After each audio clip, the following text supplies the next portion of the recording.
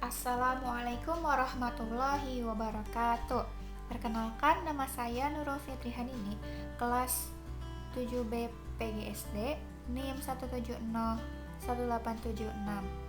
Di sini saya akan mempresentasikan mengenai proposal yang telah saya buat dengan judul Analisis Buku Siswa Kelas 5, Tema 9, Benda-benda di Sekitar Kita, berdasarkan literasi sains. Pertama-tama, saya akan membahas mengenai latar belakang masalah terlebih dahulu. Seperti yang kita ketahui, saat ini sains dan teknologi merupakan hal yang sangat penting bagi individu dan tak terpisahkan dari kehidupan manusia. Sains berperan besar dalam meningkatkan kesejahteraan umat manusia. Bahkan pelajaran sains diajarkan di sekolah dari jenjang sekolah dasar sampai perguruan tinggi. Dengan adanya pelajaran sains di sekolah, diharapkan dapat menjadi bekal siswa saat menghadapi kompetensi global yang semakin meningkat dan semakin menuntut kualitas manusia yang berkemampuan dalam teknologi. Namun, pada kenyataannya, berdasarkan hasil studi PISA tahun 2015, diketahui bahwa kemampuan sains siswa Indonesia masih rendah dibandingkan dengan negara lain. Dalam laporan hasil PISA 2015, dituliskan bahwa rata-rata nilai sains siswa Indonesia adalah 403 dari sebelumnya 382 pada tahun 2012. Di mana pada tahun 2012 Indonesia menempati peringkat 64 dari 65 negara peserta, atau dengan kata lain menempati peringkat kedua terbawah dari seluruh negara peserta PISA. Hal yang terpenting dari hasil studi ini adalah bagaimana kita melakukan tindak lanjut dari yang dihasilkan survei tersebut. Peningkatan capaian yang terjadi harus terus ditingkatkan dengan meningkatkan mutu pendidikan di Indonesia. Menurut Adi Senjaja, menyatakan bahwa rendahnya literasi sains disebabkan karena buku ajar yang digunakan yang secara konten masih sangat minim muatan literasi sainsnya, terutama dalam konteks sains sebagai the way of thinking. Selama ini buku ajar masih dipadati dengan konsep, teori, dan hukum-hukum. Lalu menurut Firman, buku-buku ajar yang ada selama ini lebih menekankan kepada dimensi konten daripada dimensi proses dan konteks sebagaimana yang dituntut oleh PISA, sehingga diduga menyebabkan rendahnya tingkat literasi sains anak Indonesia. Analisis buku pelajaran masih sangat perlu diteliti, khususnya dari segi literasi sainsnya. Menurut Tarigan, analisis buku pelajaran berfungsi sebagai salah satu penjamin meningkatnya kualitas hasil pendidikan. Oleh karenanya, diperlukan analisis pada buku yang melibatkan aspek-aspek yang mengandung literasi sains. Berikutnya, mengenai identifikasi masalah dan rumusan masalah. Untuk identifikasi masalah, yang pertama, rendahnya kemampuan literasi sains siswa Indonesia di bawah standar PISA. Yang kedua, minimnya buku ajar berbasis literasi sains. Sedangkan untuk rumusan masalahnya, yang pertama, bagaimana kelayakan isi yang ada pada buku siswa kelas 5 tema 9, benda-benda di sekitarku, kurikulum 2013.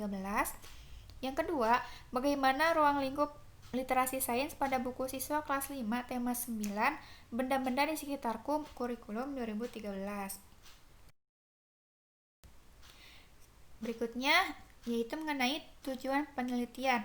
Nah, berdasarkan rumusan masalah, tujuan dari penelitian yang akan dilakukan ini adalah yang pertama, untuk memberikan informasi akan kelayakan isi buku siswa kelas 5 tema 9, benda-benda di sekitarku, kurikulum 2013. Tujuan penelitian yang kedua yaitu untuk mengetahui ruang lingkup literasi sains pada buku siswa kelas 5 tema 9, benda-benda di sekitarku, kurikulum 2013. Nah, untuk manfaat hasil penelitian ini, yang pertama, bagi sekolah dan guru sebagai bahan pertimbangan dalam memilih buku teks yang akan digunakan dalam kegiatan belajar mengajar agar kemampuan literasi sains siswa meningkat. Yang kedua, bagi peserta didik dapat menambah referensi dalam memilih buku teks pelajaran dengan tingkat literasi yang baik untuk penunjang keberhasilan dalam belajar. Yang ketiga, bagi penulis, sebagai masukan dalam menulis buku yang berliterasi sains agar meningkatkan kualitas buku sesuai aspek literasi sains dan juga mempermudah dalam proses belajar mengajar. Nah, yang terakhir, bagi peneliti lain, dapat memberikan informasi mengenai literasi sains untuk penelitian selanjutnya yang berhubungan dengan analisis buku teks berdasarkan literasi sains dan memberikan informasi mengenai muatan literasi sains dalam buku siswa. Selanjutnya mengenai kajian teori. Kajian teori yang dibahas dalam penelitian ini, yang pertama adalah mengenai pengertian buku ajar atau buku teks itu sendiri. Yang kedua mengenai pengertian kurikulum 2013 dan yang ketiga mengenai literasi sains. Berikutnya adalah mengenai metodologi penelitian. Jenis penelitian yang akan dilakukan termasuk penelitian deskriptif. Penelitian ini akan menggunakan metode analisis isi. Untuk subjek penelitiannya adalah buku siswa kelas 5 tema 9 benda-benda di sekitarku kurikulum 2013. Untuk instrumen penelitian, instrumen yang digunakan sebagai alat untuk menjaring data yang diperlukan dalam penelitian ini berupa lembar pedoman analisis aspek literasi sains yang diadaptasi serta dimodifikasi dari siap peta, Filman dan Setna dalam penelitian sebelumnya pada tahun 2014, yaitu Study on the Analysis and Use of Life Science Textbook for the Nature of Science.